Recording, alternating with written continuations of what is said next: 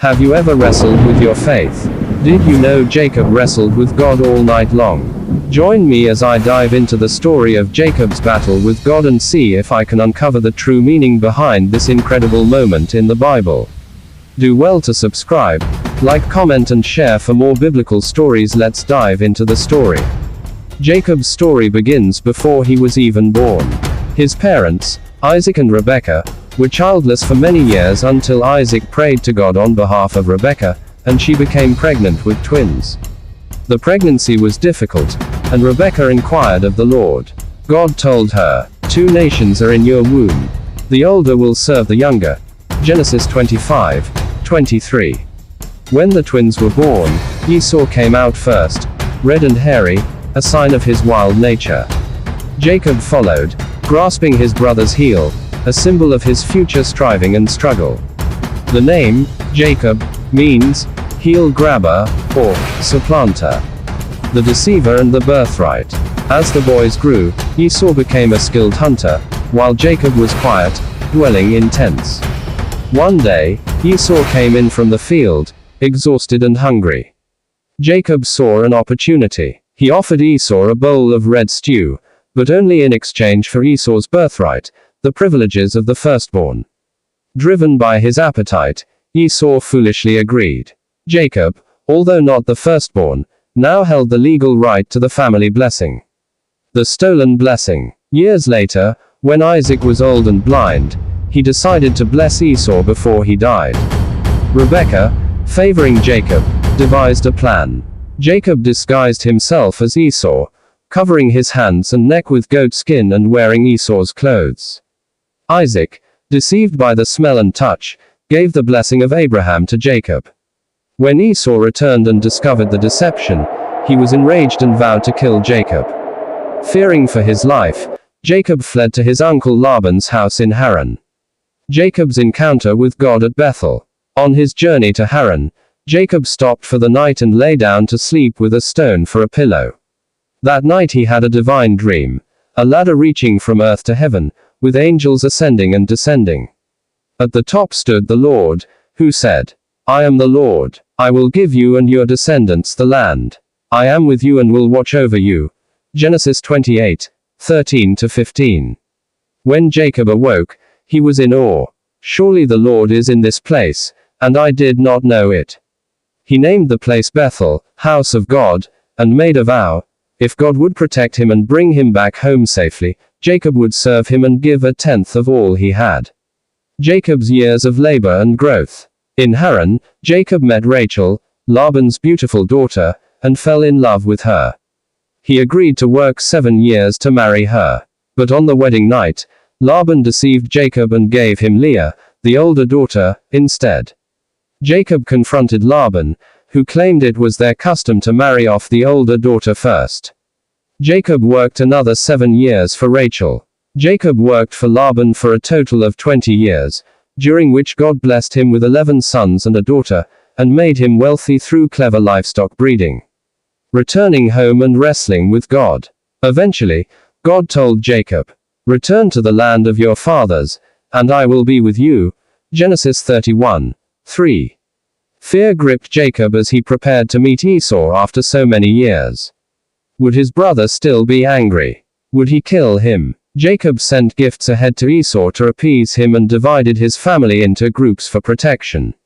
That night, before the reunion, Jacob crossed the Jabbok River and remained alone. And then something mysterious and divine occurred. The wrestling match with God. So Jacob was left alone, and a man wrestled with him till daybreak.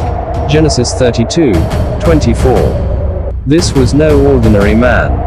Jacob wrestled all night with a mysterious figure, a divine being, often understood as God himself or an angel representing God. Despite the divine being's power, Jacob would not give up.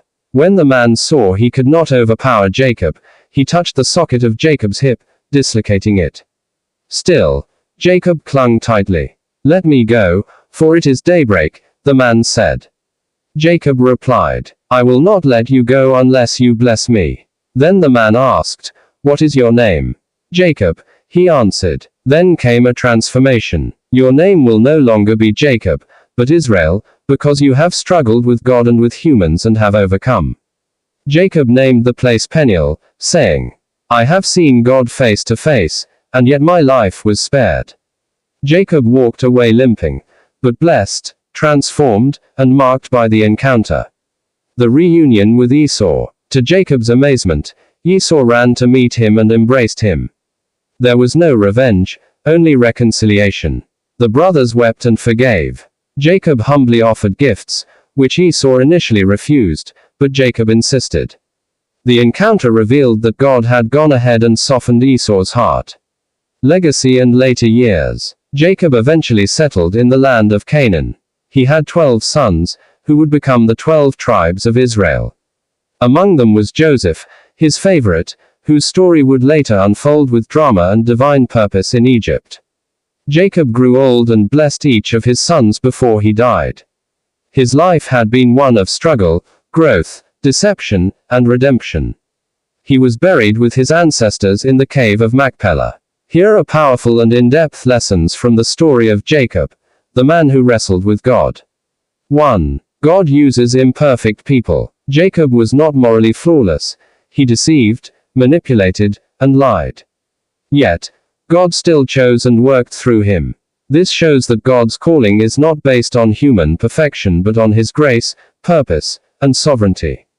If God can use Jacob, he can use any of us. Lesson. Your past doesn't disqualify you from God's purpose. His grace is greater than your failures. 2. Struggles are part of spiritual growth. Jacob's entire life was marked by struggle, against Esau, Laban, and ultimately, with God himself. His all-night wrestling match at the Jabbok symbolizes the inner battles many believers face. But in that struggle, Jacob was transformed. Lesson. Don't run from the wrestling. Sometimes, God allows struggle to change your name, your identity, and your destiny. 3. True blessing comes through surrender. Though Jacob clung tightly to God during the wrestle, he was humbled, his hip was dislocated. Yet he refused to let go without a blessing. The blessing came not because he overpowered God, but because he clung in desperate faith. Lesson. The greatest breakthroughs come when we stop striving and start surrendering, clinging to God even when we're broken. 4. Divine encounters transform us. When Jacob met God at Bethel, he received a promise. When he wrestled at Peniel, he received a new name, Israel, meaning, one who wrestles with God and prevails. Lesson. An encounter with God doesn't leave you the same. It redefines your identity, your purpose, and your legacy. 5. Reconciliation is possible through humility. Jacob feared Esau's wrath, but after decades apart, their reunion was peaceful and emotional. Jacob bowed low, Esau ran and embraced him. Lesson. Pride divides, but humility reconciles. When we take steps toward peace, God can soften hearts and restore broken relationships. 6. Trust God even in uncertainty. Jacob's journey was long, filled with uncertainty, fleeing from Esau, dealing with Laban, returning to Canaan. Yet, God guided him each step. Lesson. Even when life feels unpredictable, God is with you, just as he promised Jacob, I will never leave you. 7. Legacy is built over a lifetime. Jacob fathered 12 sons. Each one became a tribe of Israel. Though he began as a deceiver, he ended as a patriarch. Lesson. It's not how you start, but how you finish. Let God shape your legacy as you walk with him daily. 8. God's promises are unshakable. From the moment Jacob left home, God promised to be with him, and he was, at Bethel, Haran, Jabbok, and Canaan. Lesson. God never breaks his word. When he says he will guide, protect, and bless you, he will. Trust his promises. 9. God marks those he transforms. Jacob limped after his encounter with God, a physical reminder of a spiritual breakthrough. His limp was a badge of transformation. Lesson. Sometimes, the scars we carry are reminders of divine encounters. They're not signs of weakness, but of growth. 10. You can wrestle with God and still be loved. Jacob wrestled with God and lived. That tells us something powerful. God invites your honest struggle, your questions, doubts, fears. He doesn't reject it, he meets you in it. Lesson: God is not afraid of your wrestle. He honors persistence in prayer, faith in the dark, and hearts that seek Him relentlessly. If you enjoyed watching this Bible story, kindly subscribe, like, comment, and share this video for more biblical content.